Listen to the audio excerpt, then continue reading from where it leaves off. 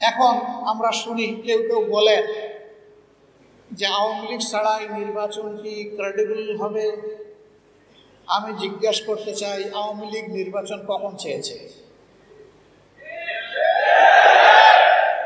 14 সালে 154 আসনে বিনা প্রতিদ্বন্দ্বিতায় পাস, অটো পাস, ট্রাইবেকারে গোল। 18 সালে ধৈর্য ধরতে পারে নাই, দিনের বেলা পর্যন্ত অপেক্ষা করতে পারে নাই, রাতেই খালাস। 24 সালে সবাইকে জেলের মধ্যে ঢুকাইয়া একদম ফিটফাট।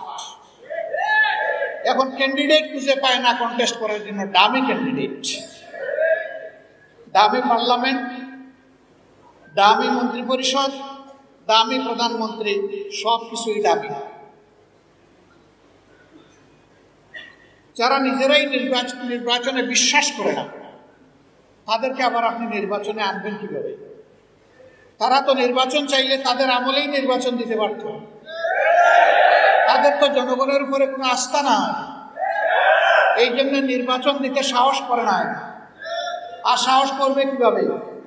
সমাজের কারে বাকি রাখছে, কার উপরে জুলুম করে নাই। 15.5 বছর আমরা কি অবস্থায় ছিলাম? আমার আগে সমস্ত বক্তারা অত্যন্ত স্পষ্টভাবে আপনাদের সামনে তুলে ধরেছিলেন। আর তারা তুলে না ধরলেও আমি বিশ্বাস করি এদেশের 18 কোটি মানুষই ভুক্তভোগী এবং মজলুম ছিল। সেই হিসাবে সকলেই আপনারা তার সাক্ষী। আমি বলে থাকি, রাস্তার আমার একজন ভিক্ষুক ভাই কিংবা বোন থেকে শুরু করে রাষ্ট্রের সকল নাগরিকই বিগত সরকারের সময় মজলুম ছিল।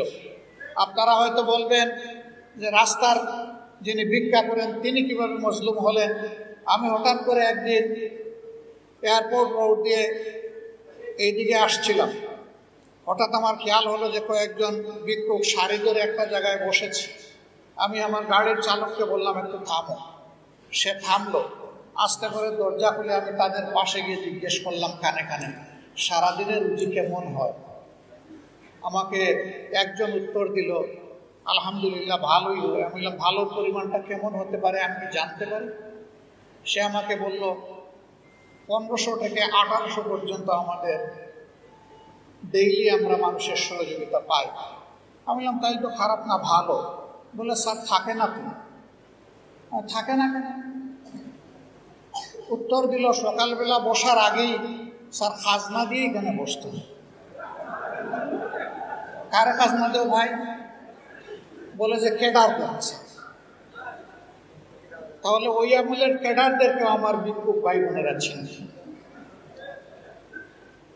এরপরে জিজ্ঞেস করলাম কি পরিমাণ খাজনা দেওয়া? তো বললো স্যার বিভিন্ন জায়গার বিভিন্ন রেট, সব জায়গায় এক রেট। বললাম রেট দিয়ে কেমন বাসে? কই বাসে কিন্তু পুষায় না। বললাম বাসলা তো পুষায় না কেন? কই স্যার 30 টাকা কেজি দরের পেঁয়াজ যখন 300 হয়েছে স্যার পুষাইব কেমনে? বলছিল 10 টাকায় চাউল দিবে স্যার, এখন 80 টাকায় পাই না, পুষাইব কেমনে? এখন আমি আর ভয় পেলাম যে আর তালিকা কোনটা বাড়াবে আল্লাহ জানে।